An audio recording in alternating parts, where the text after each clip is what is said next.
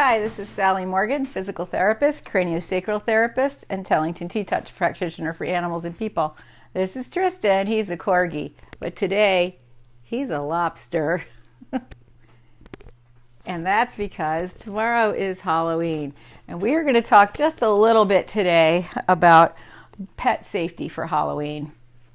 First, since he's in his lobster costume, which he's won a lot of prizes with this summer, sitting in his lobster pot, he gets very relaxed in there, just like a hypnotized lobster. We're going to talk about costumes. So some dogs like costumes and some don't. And this is one of my pet peeves. I love to dress my dog up. My dog has been dressed up since he was 6 weeks old, and he has no problem with it, as you can see. But some dogs really do have a problem with wearing costumes. And so you should not put a costume on them, or if you do, just get something simple like a bow tie. If your pet has a variety of health problems, you don't want one of those flashing light up bow ties. And also, some children with seizure disorders are really triggered by flashing lights, so that's not a good idea to put on your dog either. And when trick-or-treaters are coming, you don't want to have your dog in a costume for 3 or 4 hours. Very few costumes fit dogs well enough that you can do that. Now, Tristan could wear this lobster costume for about a half an hour, and then I have to take it off of him. It starts to slide back down his body towards his lobster tail, and then it gets really tight up in his neck, and then his lobster parts here can get caught on things in the house, and he could get trapped somewhere and struggle and get really injured. So really important not to leave a costume on your dog unsupervised. So when trick-or-treaters are coming, one of the costumes Tristan often wears for Halloween, like at a parade or something, is his dog's skeleton costume. It fits up over his legs and comes over his back, kind of like a thunder shirt, like a blanket, all the way down. And it's not even Velcroed underneath. It really is like a onesie. So he's in there, he can poop and pee in it, and it's washable, and I don't make him wear the hat for an extended period of time. He's worn it to work for like 8 hours at a time, and he's done fine in that kind of costume.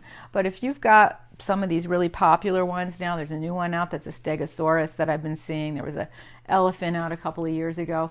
If they don't fit your dogs well, don't leave them on them for very long. The Stegosaurus in particular has a hat that can come down over your dog's eyes and nose, and if he starts pawing at it and you're not paying attention, he could really have a hard time breathing and again cause panic in a situation that you don't want to have on Halloween. So costumes are important. Also, as much as a lot of children's clothes, and some of Tristan's costumes are in fact little toddler clothes from Walmart or somewhere. He has a beautiful unicorn costume that's big and puffy. It's like a stuffed animal that goes over him. Oh, that's the ears coming out of the lobster.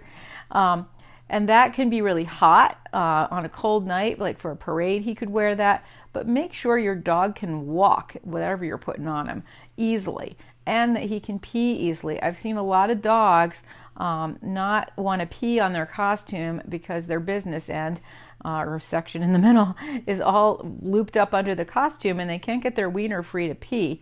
And some of the hot dog costumes and some of the longer ones, if you put them on a short dog, like if you put a terrier in some of those costumes made for dachshunds, the wiener will get smashed, and then your dog can't pee, and then he'll have a real problem, and then he'll have a pee-soaked costume on him at best, and that's never a good thing because then you got to wash a lot of stuff. So costumes are really important. Kid clothes, grandma's pearl necklaces, Halloween costume beads, and things like that are really dangerous to put on a dog, because if they get a paw caught in it when they're scratching, which they're going to want to when you've got necklaces on them, or carnival beads or Mardi Gras beads, that can tighten up. They can get their foot caught in there, and they can strangle themselves trying to get their foot out as they're going like this and making it tighter. So necklaces, bad idea for your dog. Boas also, if the dog starts biting at it, those feathers can create an impaction in the gut, really not good for the dog. The best things to put on dogs are costumes made for dogs, because the dog can move in them and do what a dog needs to do, like get our ears out of our lobster costume. So kid clothes, new or from your children, are never a good idea for pets. I've seen people put like t-shirts on dogs, and not do a good job tying the knot. They start bagging. The dog is walking on the t-shirt with his hind legs, and it's pulling it up over his shoulders and neck and creating a lot of respiratory distress at the worst, and at best just neck problems and shoulder problems in your dog the next day. So costumes are a big deal. The best thing you can do is get just a plain old collar that your dog may wear all the time, plain old flat collar like this. You can go to Claire's or any number of places, even Michael's has these now sometimes. Just get some clip-on bows or flowers like this and just clip them on. Use the ones your kid already has. That makes a pretty collar, and it's different than what your dog usually wears, and it's way more comfortable from him than having him with beads around his neck and getting caught in them and having all kinds of problems. So what you put on your dog for Halloween matters a lot, and there's so many good costumes at PetSmart and Petco that you don't need to, rifle your kid's wardrobe to find some old pair of pajamas that aren't going to fit your dog and are going to create a lot of problems for him. Also, costumes that come to your door, or if you bring your dog to a trunk or treat, some places won't let you do that.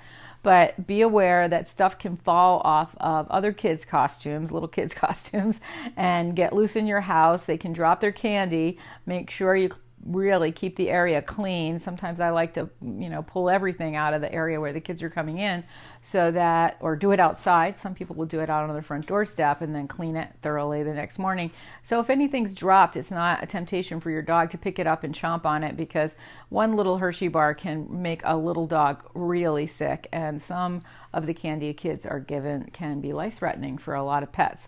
And this goes for cats too. People forget about their kitties, but if a kid's in there and he drops one of those little Milky Way treats in the gold foil wrapper, and you've got a 7-month-old kitten, that could become a really fun toy zipping around the house. And if your cat starts to chew on it and gets the chocolate and the caramel in his teeth, you're going to have a big problem. So make sure stuff is picked up. I recommend not putting your candy in like a low flat bowl. Put it in one of those plastic pumpkins or something, because it does minimize the candy getting inadvertently slapped to the floor. It's a little harder for the kids to get it out, which some people like, because then they're not giving away 12 pieces of candy for every kid if you have a busy neighborhood. And it does help keep your pet safer. So keep the candy away from the pets. Sugar, caffeine that's in the chocolate, some of the other chemicals that are in the chocolate, especially the cheap chocolate, can be really life-threatening situations for your pet. So you do not want your dog eating an entire Hershey bar. Macadamia nuts are toxic to dogs. Raisins, a lot of people give out little boxes of raisins. In my neighborhood, I was just thinking, the 3 kids that might come to my door that are kind of my neighbors all have serious issues like the Asperger's situation or ADHD, and so their moms may really recommend that you give them something like raisins, which are toxic to dogs. So you don't want to be having those spilled around your house either. So really be aware of what you have. And because kids are coming to the door and you're busy, you may be a really good pet owner most of the time and really keep an eye on your pet. But if your own kids are dressed up and whiny and have had 7 pounds of sugar, and then you've got other kids coming to the door, your pet may not be the first thing on your mind. So make sure you do what you can to take precautions in that situation. Some pets get really overstressed by the doorbell ringing, the door knocking. So in that case, it's a good idea to put your dog up in another room with some calming flower essence, or possibly some essential oil like lavender, maybe playing some quiet music like you would if your dog was afraid of thunder. He's cute in his costume. He's a cute lobster. And maybe even put your dog in a thunder shirt if he's used to that. It's not always recommended to leave them in that too long, and when you're not really supervising them. But you may need to take some precautions like this if your dog is becoming a senior and he's getting more nervous about things like people banging at the door, or if your dog is young and you want him to have a good experience.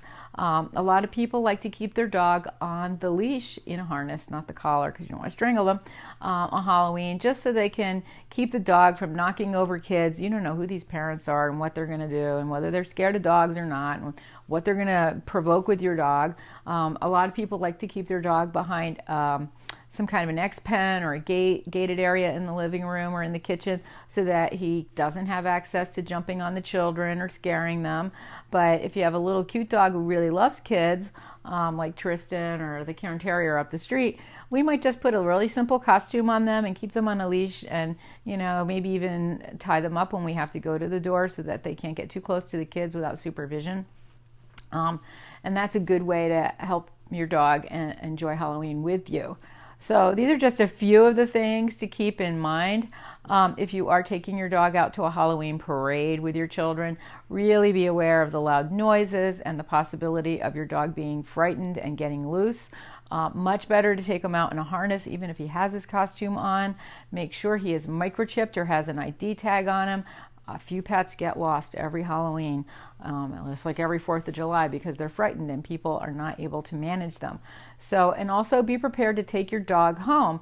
You may be able to put him in your car. In most places it's going to be cold enough out that you can put him in there with the window down a little bit. But remember, whatever was frightening him during the parade is still going to be scaring him when he's in the car. So you need to be able to take care of him and get him home if the parade is scaring him. Tristan has been to watch many parades. He's like 50-50. He's somewhat scared. He's somewhat calm. He really loves the kids petting him.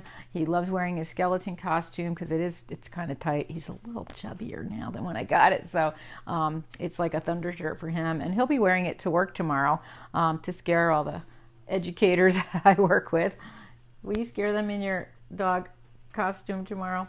He won't be wearing his lobster suit because it's just not comfortable for the whole day. He'll be in his skeleton costume. And one of the reasons I bought it was because when I teach my craniosacral class, sometimes I like to put it on Tristan and ask them to write a list of the anatomical abnormalities that are on that costume, because there's plenty of them. And we usually time it for 3 minutes and see what we can get.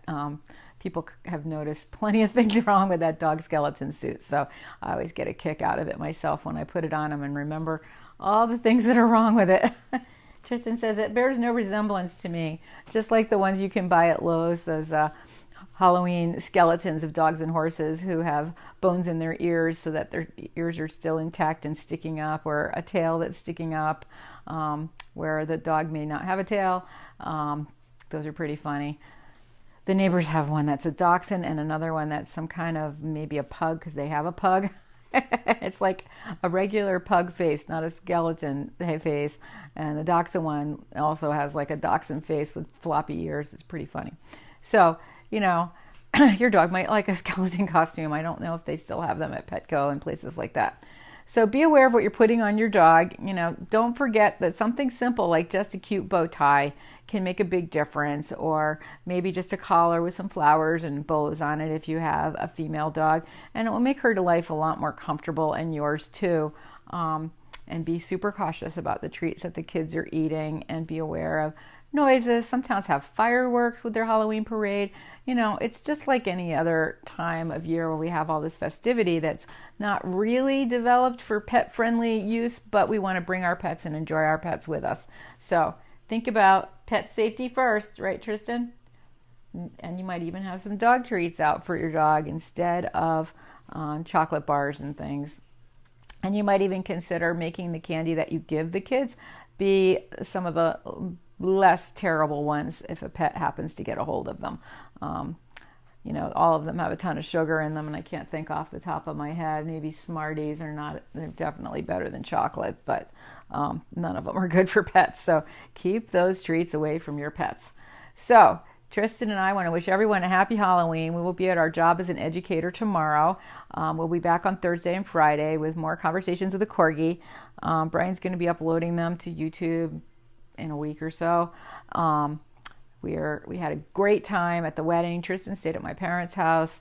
My niece, for those who don't know, Gwen, just got married. She's now Gwen Driver instead of Gwen Campbell. We had a fabulous time. We'll be posting tons of those pictures, and they're all over my sister's page, her personal page, Judy Morgan, and on Gwen's page, which is Gwendolyn Campbell, her pre-married name. And it was really fun and really exhausting. I think I got, if lucky, 3 hours of sleep Friday night, Saturday night, and Sunday night. So I came home a kind of a wreck yesterday. But we got to wear our lobster costumes, so it's all good now. Let's put it back on a little bit. There we go. He's a cute lobster. He's got cute claws. And as you can see, Tristan really doesn't mind being in a costume. Like I said, all my dogs wear costumes. I love to dress my dogs up. People think it's funny that I do that, but I think if your dog's happy, why not? And remember, some dogs are not happy in a costume. And I know one of my people out there, thank you, whoever you were, wrote in and said that an unnamed dog trainer who's super popular, who Oprah loves, super popular, Spanish named guy, he says you should never put a costume on your dog because it's embarrassing to them and it's mean. Well, let's say Linda Tellington feels similarly. If you put something on a dog like a diaper, like a human diaper, and people are laughing at the dog, it's not fun for the dog. It's not respectful. You know, Tristan may get a laugh in his costume here, but you can see he thinks he looks cute, and he does. So putting a costume on that your dog likes is also a part of the deal. And again, I think dogs are embarrassed when the costumes are really demeaning and not fitting them well. You know, putting a political mask on your dog's face is just not right. I mean, you know, your dog is not involved in politics. All they care about is dog stuff. So making them dress up as a political figure is never a good idea, because people are going to be laughing at them and making comments at them, and it's going to change the energy of how they interact with your dog. Certainly, dressing a dog as the Queen of England wouldn't be too difficult. We could get a pearl necklace and a nice hat and get a little purse. Wouldn't be too different than Comet's nanny costume. And in this country, that might get more ahs than anything else. But in some other countries, it might not get that. It might get some angry rants. So, you know, as much as I could dress my dog as Elizabeth Warren, our senator, if I were to dress him as Elizabeth Warren and take him to certain places and say, oh, look, my dog's dressed as Elizabeth Warren, he's not going to be met with nice feelings. So, like you would in Boston. So make sure you put your animal in something that's going to get good energy from people. And, you know, like him in his lobster suit, people are like, oh, he's so cute. You know, and there's a cute Corgi that we saw at the Spook Fest dressed as, not really as Snoopy and the Red Baron, but he was dressed like an aviator in a cute little biplane that the person made out of their radio flyer wagon, and it was awesome. So that is a good costume. Bad costumes are things like your kid's old sleeping clothes falling off of the dog and tangled on their neck, and boas and necklaces wrapped around their neck, and they can't, you know, move, and there's a big risk of strangling in those, so be careful. So everybody have a great Halloween, and we will be back on Thursday morning. We might talk more about the wedding because it was very exciting, and I have a lot to say when I'm awake. Thanks for joining us today for Conversations with a Corgi.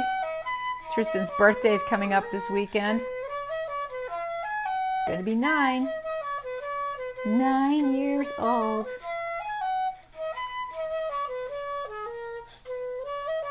Pretty old for a lobster.